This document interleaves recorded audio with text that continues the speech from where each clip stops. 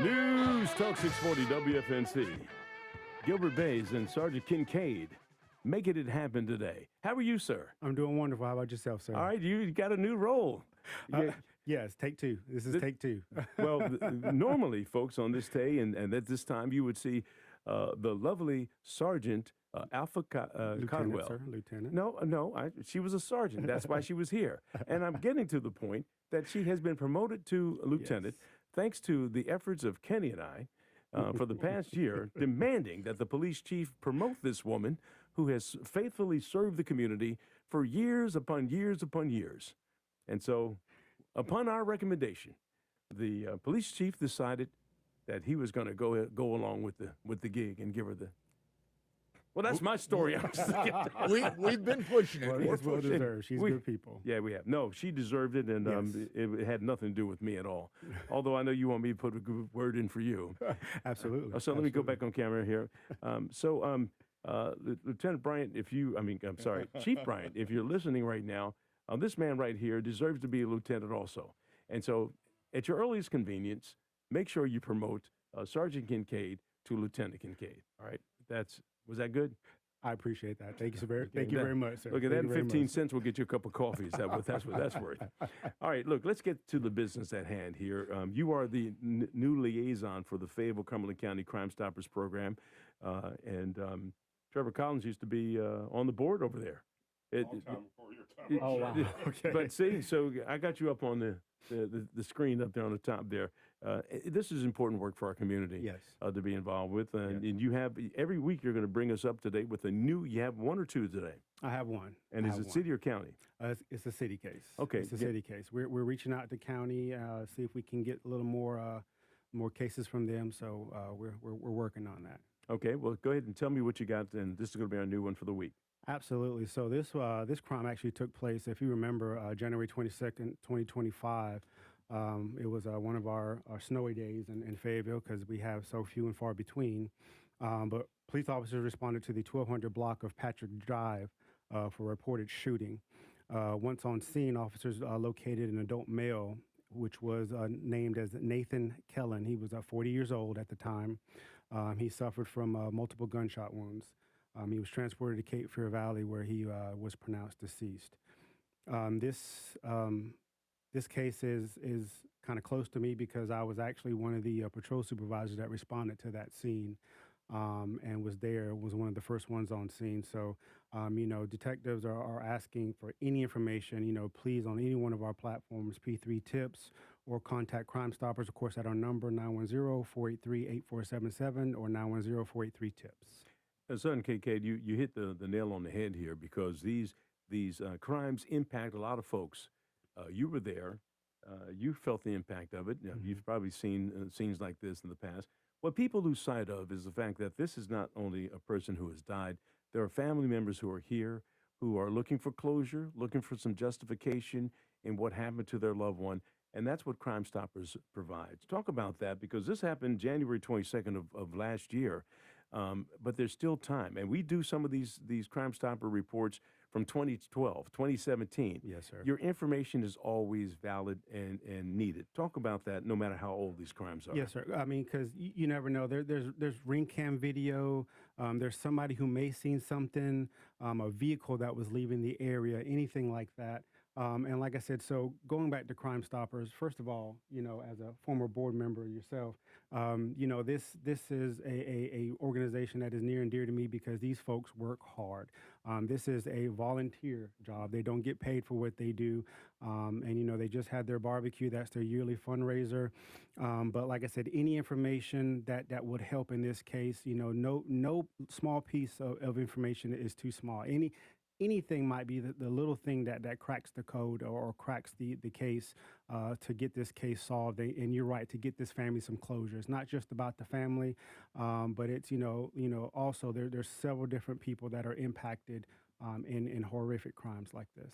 Yeah, and the fact of the matter is that the timing of this, and you said it's cold outside and everything, but someone saw something, and someone has a heart. Talk about that a little bit because your information can really make a difference in the lives of folks who are left behind. Well, and you're right. It was snowing that night, so and there was ice on the road, there was snow on the road. So and I know this is something it's unusual for Fayetteville, North Carolina. Or as your previous guest would say, Cumberland County, North Carolina. So we want to make sure, like I said, somebody was up, probably somebody seen something. I mean, you heard the car or whatever vehicle was used in this horrific crime, ride down the street. You heard the gunshots, you peeked outside. Maybe you think, well, I didn't really see this, or maybe I saw something. I mean, like I said, this information plus, Crime Stoppers offers up to $2,000. And as my predecessor would always say, since this is a city case, there's an additional $3,000 that the city also would foot the bill. So it's a total of possible $5,000 for any information that would lead to some closure for this family, that would lead to the arrest of who killed Nathan Kellen. Right, and the point we want to drive home about this is the fact that the information that you provide doesn't necessarily have to lead to a conviction, because the trial in a case like this may be years from coming. And so if you're providing information, this information could get you some monetary reward very quickly. Yes, sir. It's just for an arrest, not a conviction, just an arrest. Right, and so talk about the mechanics, because Lieutenant Caldwell used to talk about the mechanics of how it works in terms of, all right, I make the call, the Crime Stoppers, I give some information, then what happens? Well, they give you a tip number, and that tip number is something that you keep. It's your personal identification number, so to speak. That number leads always back to you. So if the tip that you gave is the one that proved to be the one that cracks the case, then that tip, you'll get a notification. However, with the of course, now everybody uses an app. You can always call back in the number and ask, give them your tip number over the phone. You confirm if that tip was the one that was the one that led to an arrest. Then you go to the specified place at the specified time, and they give you cash money. It sounds like such a simple procedure here, but I think the thing that we also want to drive home the fact is that this whole thing is based on a person remaining anonymous. Yes. That if you give this tip, it doesn't mean now all of a sudden you're going to have to come to court and you're going to have to testify. Explain that to folks so they understand. No, so this is, as detectives work, like I said, they have to verify everything. So they have to corroborate the information. So it basically just leads them on the right path.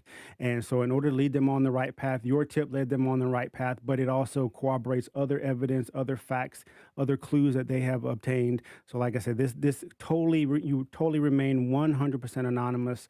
You never have to go to court. You never have to testify. Like I said, this is something that they use as another tool in their toolbox to corroborate information that they already have, and to confirm it.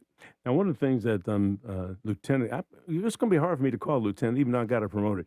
Lieutenant Caldwell used to do, in addition to providing information about the Crime Stoppers, he would also provide information about other things that are going on, something at PAL, maybe there's an event going on, something like that. Mm-hmm. But the other part about Crime Stoppers is the fact that it doesn't have to be a crime that's happened in order for you to utilize the service in terms of being able of getting in contact. If you think something bad is going on in the community, talk about that a little bit. Absolutely. I mean, listen, you may have you may be living, maybe one of your neighbors, and one of your neighbors is just having excessive traffic coming to and from their house. It may be some of these, we've got a lot of tips this past weekend about some of these takeovers going on at the mall or at one of these jump houses or anything like that, or play centers as they're called. So I mean that information, like I said, that could lead to, because your child may be the one that got one of those flyers. Your child may have some information. Please give us a call so we can pass it on to investigators or officers to let them know where to be at a certain time in a certain place. Well, the interesting thing about this day and age is the fact that we all have these cell phones here. Yes. And so just about 9 times out of 10, I bet you 10 times out of 10, a crime has been recorded. Yes. I mean, someone's got video of what they see. And as you mentioned, the other part is just about everyone has a Ring or some type of security camera. Yeah. And what ends up happening is, we put this alert out, and in this case, January 22nd of 2025, when this case happened. Mm-hmm. I don't know if anyone's record system records that long. Right. But when there is something in a timely manner, if someone would go to their digital cameras, you may not know that you recorded what's needed by authorities. So it's important for folks to be willing to share that. Isn't there a network now, a way that you can say, I'd like to have my stuff, you can use my system? Are you familiar with that? I am.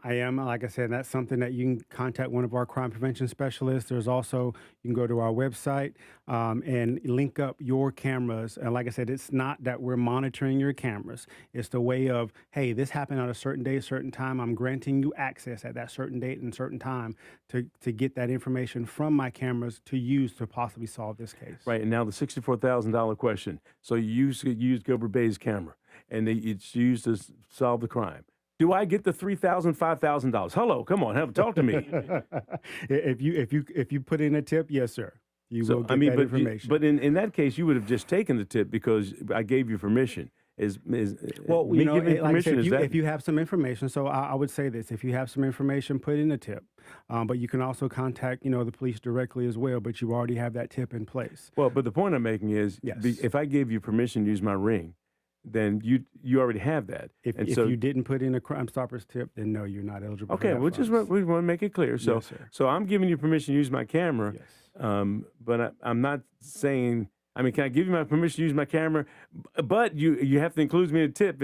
I'll throw stuff in there, man. I'm trying to make stuff happen here.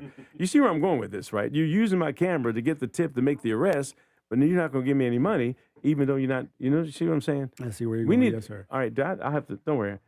I'll talk with the chief about this. We'll work on that. Or no, I guess that, Trevor, would this be a thing that the Crime Stoppers board would talk about? Well, spin they that were mic not around. prevalent. Yeah. Cameras were not prevalent when I was on the board about 10, 12 years ago. It's definitely something I think we'd look at. We can all really think of, because all those cameras are networked and they're sent to the cloud. And it's probably something the board should look at. All right. Well, look, I'm making this up on the podcast as I go. That's okay. All right. Well, look, one thing we always gave Lieutenant Codwell a chance to do is reiterate the crime of the week for us. What do you got? Absolutely. So once again, this crime took place on January 22nd, 2025 at approximately 2:02 a.m. in the morning. This was on the 1200 block of Patrick Drive. Once again, Nathan Kellen was 40 years old at the time, where he was shot multiple times and transported to Cape Fear Valley, where he was pronounced deceased. Any information, please contact Crime Stoppers, 910-483-TIPS or 910-483-8477. All right, son Kincaid, we appreciate you. This is your new gig on Tuesday, every Tuesday. I will see here. And every week we got some updated information. Hopefully this is helpful in keeping our community safe and helping solve some crimes and bring some closure to families who their loved ones have been victims of crime. Absolutely. All right, you're listening to News Talk 640 WFNC. We've got Fayetteville's local weather right now with CBS 17 meteorologist Rachel Dunsany. A few showers will linger this morning, but we have more showers and storms possible late in the day with a high of 87. Tonight we'll have off and on rain with a low of 70, and Wednesday will be partly cloudy with a high of 88, with storms arriving by the evening. These spotty showers and storms will continue through the end of the week, but temperatures will eventually be a little bit cooler by the weekend. That's your Fayetteville forecast. I'm CBS 17 meteorologist Rachel Dunsing. All right, Rachel, thank you so much. 76 degrees right now, Fayetteville, Hope Mills, and also in Fort Bragg. You're listening to News Talk 640 WFNC. This update is sponsored